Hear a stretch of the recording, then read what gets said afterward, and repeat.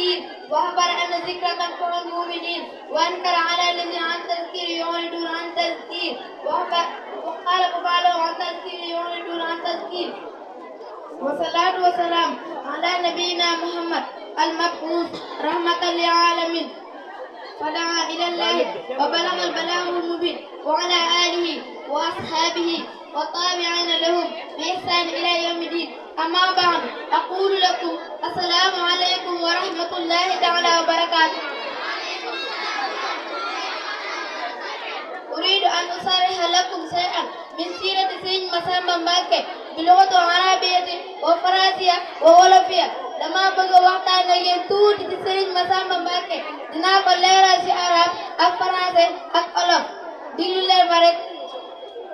kaana Cheikh Serigne Massamba Mbacké faqihan baari'an usufiyan adinan waasi'an shaqafatu kasiir islam على الكتاب وكاذبا أخذ بتلابيب اللغة العربية وأوابدها وقد تأثر في أسلوبه رصينا بمعلمه شيخ القديم رضي الله عنهما سلامة ورقة وتناسقا وكان يميل إلى عبارات وجيزة مصبعا بالمعاني جليلة نتيجة تسربه بأقوال الشيخ ومواعظه. ويكفيك أن تلقي نظرة على هذه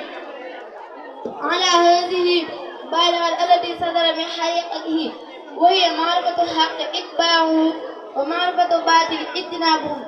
Serigne Massamba Mbacké est né à Patar en 1883, quelques mois après la disparition de son vénéré père Mame Anta Saly Mbacké.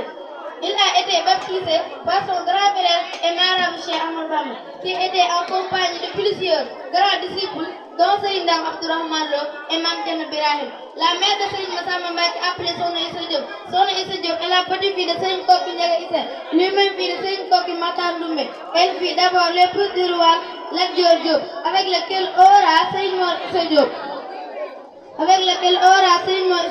C'est par la suite qu'elle demandera au roi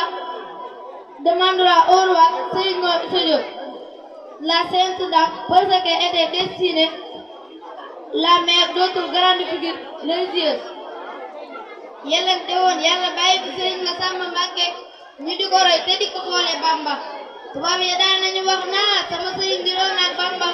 Ndakaaru lañ ko portale àllarba keroog la bàcc Mbacké sama sëriñ keroog la romb marché tubaab yi naa ko merci.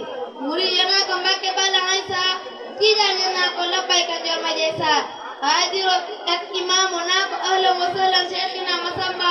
woy jooyle leen ma cat ma semmal taawi ak Serigne Massamba Mbacké mool beeg maa wee kenn du moo ko bëggee ku dee ti may kànkam beeg seefam ku dee roy roylu Serigne bu mag ba di tomb tombami ginnaaw sama Serigne Massamba Mbacké te moomu Alla Serigne Touba naan ko yow Serigne Massamba Mbacké man maa ngi ci xar wax te yow yaa ngi ci jar wax li ma war a bind man Serigne Touba bind naan ko man ca fukk li war a génn nanga ko génnee li war a génn bul ko génnee te moomu Alla Serigne Massamba Mbacké génnee Hadaa'iqul Fadaa'ili ak Wasiilatu Ruuhi. Serigne Moussa Ka ne maa ko bindal Sani Jaay Serigne Moodu Xabaana Serigne Massamba waliyu kamal la may ma yéeme ne daa am usul faraatuwul li mu am da koo liggéey doonoon na wilaaya ak xarbaa tey Serigne Massamba Mbacké jox naa la sama bopp mag lu ma am ak ku ma am yaa moom lépp salli rabbi salaatan ala Mustafa ma alihi wa sahbihi wa ummati Mustafa widaan wa widaan fa widaan wafaqakumullahu tawfiqa wasalaam. yéen teew ci bal bi yàlla na ngeen ko teewee